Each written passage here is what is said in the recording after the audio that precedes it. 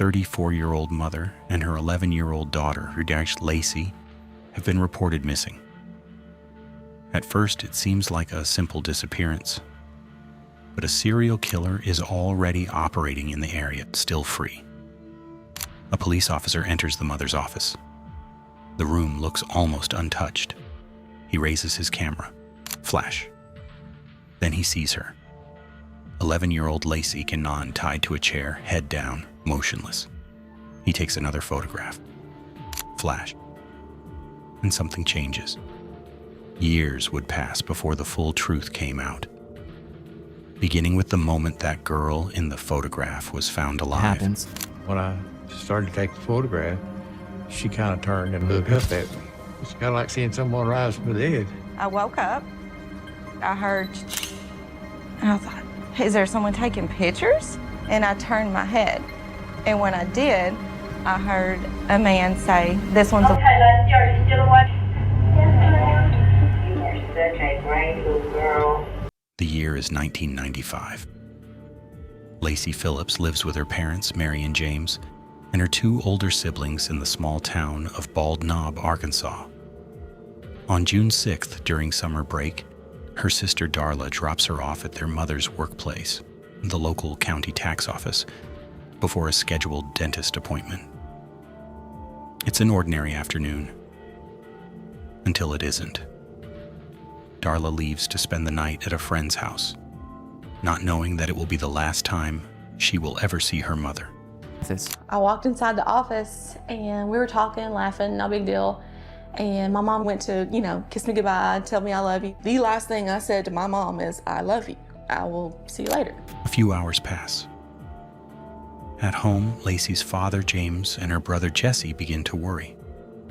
Mary and Lacey had gone out earlier for a dentist appointment, but they still haven't returned. It's very unusual for Mary not to call if she's running late.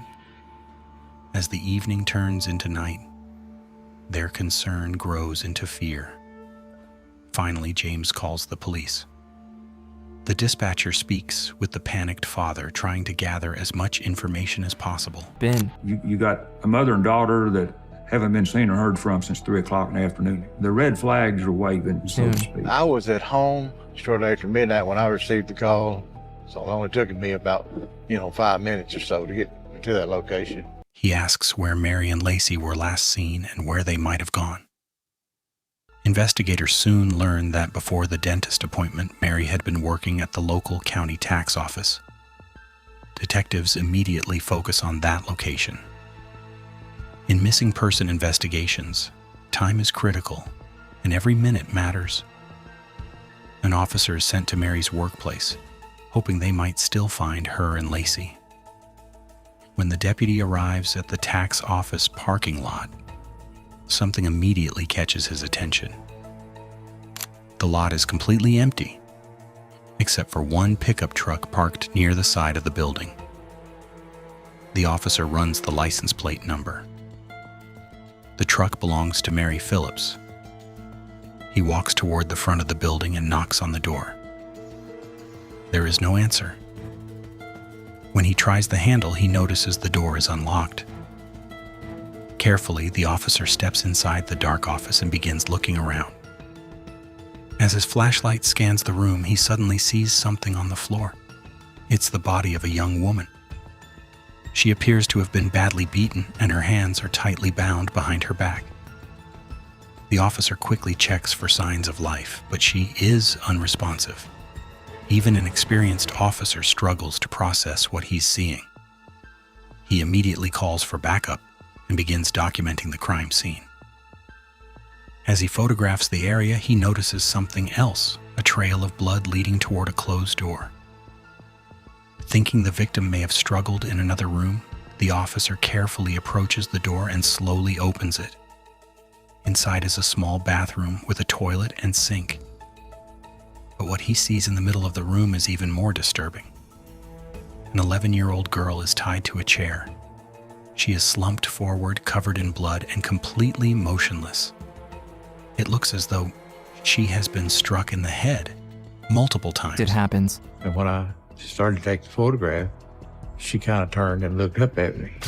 It was a shock. a real shock. You can imagine, it's kind of like seeing someone rise from the dead.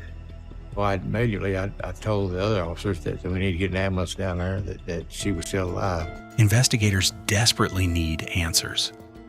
But at this point, they have no suspects and no idea what happened inside the office. There are no witnesses, no security cameras, no immediate leads. As the officer begins photographing this second scene, the camera flash suddenly lights up the room. Then something unexpected happens. The girl moves. It's Lacey Phillips. Against all odds, she is still breathing. Her eyes slowly open, staring back at the officer. He immediately rushes to untie her and reassures her that she is safe, even though it's clear she is in extremely serious condition. But despite her injuries, the only thing Lacey wants to know is about her mother. She asks the officer where she is and if she is okay. An ambulance arrives moments later, and Lacey is rushed to a nearby hospital. She drifts in and out of consciousness. Doctors quickly assess her injuries. She has been struck in the head several times, her jaw is fractured, and she shows signs of strangulation. Emergency surgeons prepare to reconstruct parts of her skull. Meanwhile, Lacey's father, James, arrives at the hospital in complete shock. Just 15 hours earlier, life had been completely normal. Now his wife is gone, and doctors are unsure whether his daughter will survive. The attacker is still out there, and investigators have almost nothing to go on. The only hope of finding the truth is if Lacey wakes up and tells them what happened. Finally, after hours of treatment, Lacey's condition stabilizes enough for detectives to speak with her.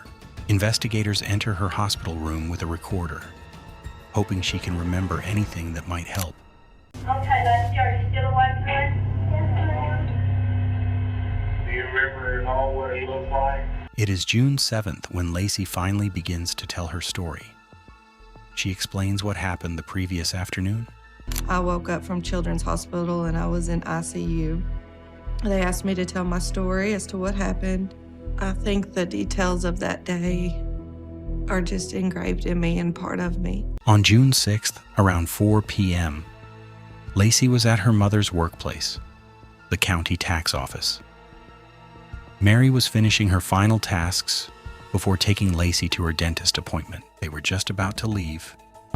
He came in and he walked in front of the desk, so Mom and I both just stepped back. When a man suddenly walked into the office.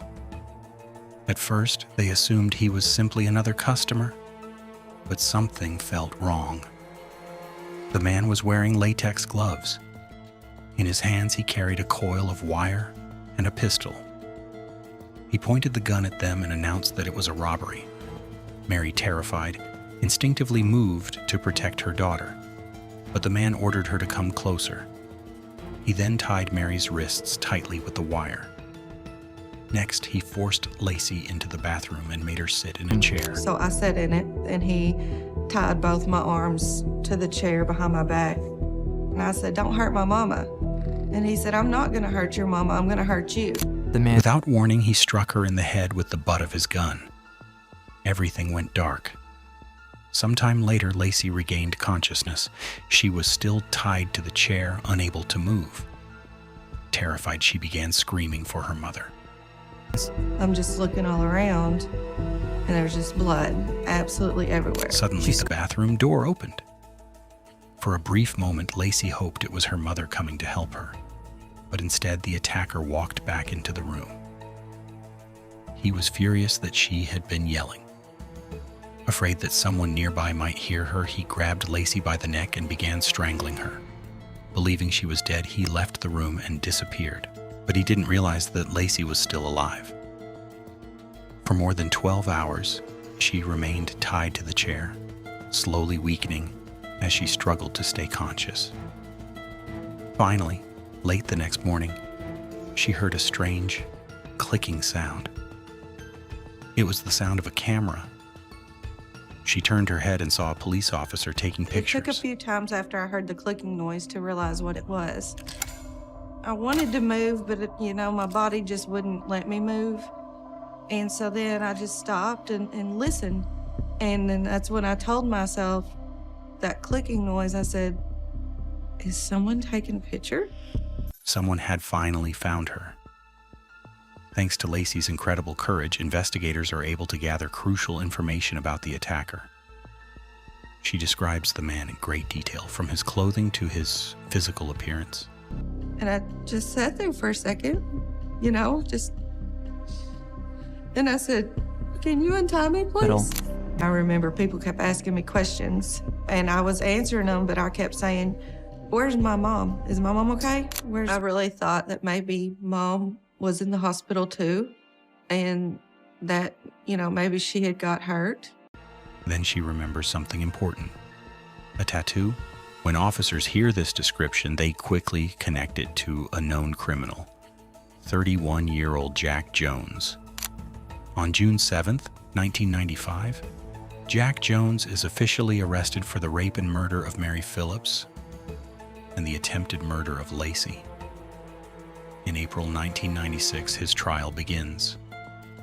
After hearing all the evidence, including Lacey's powerful hospital statement, the jury finds him guilty on all charges.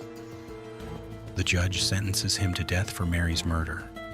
He also receives life in prison plus additional years for the attempted murder of Lacey.